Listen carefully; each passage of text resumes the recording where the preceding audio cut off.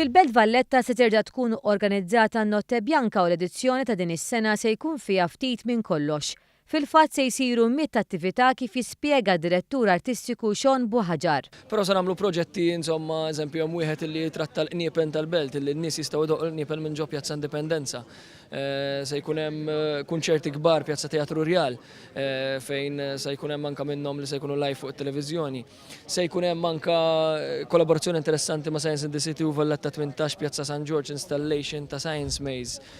L-ikla tajba proġett mal-komunitajiet fej daw ħalqu riċetti kontemporanju b'ingredjenti Maltin u se jkunu qed ibiħħuhom huma waqt Notte Bjanka. Ġifieri għandna ftit minn kollox.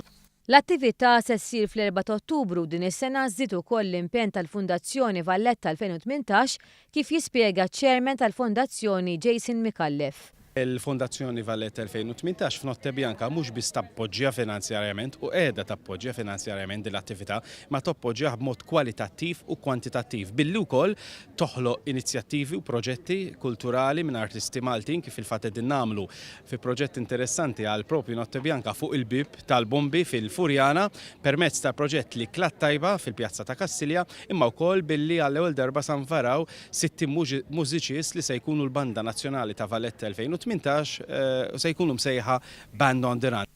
Il-Ministru għall-Kultura Owen Bonnici sostna li Notte Bjanka tagħti pjattaforma lil artisti ġodda u tkellem dwar l-importanza li l-attivitajiet jinfirxu fi bliet oħra ta' Malta u Għawdex. Però din is-sena Notte Bjanka mhux se tkun marbuta mal-Belt Valletta stess. Ħanestenduha għal Furjana biex l-esperjenza tibda mill-Furjana, però wkoll ħanaħdmu ma' nies tal-Gudja. Il-Gudja għandhom il-festa dakinhar, il-festa tal-Gudja, fejn qegħdin mal-tħabbiriet li nagħmlu waqt Notte Bjanka, qegħdin ukoll inħabbru l-fatt li hemm il-festa fil-Gudja, ħalli anke nies li jiġu għan Notte Bjanka u forsi jixtiequ jesperjenzaw festa Maltija, it-turisti Maltini li jgħixu barra minn Malta, ikunu jistgħu jattendu wkoll anke f'dik il-festa bħala parti minn ċelebrazzjoni ta' Malta u Għawdex kollha kemm hi. Iċ-Chairman tal-Kunsill Malti għall-Kultura u l-Arti Albert Marshall spjega li dawn l-attivitajiet jagħtu l-Belt Sinjura Kapitali tagħna nifs ġdid.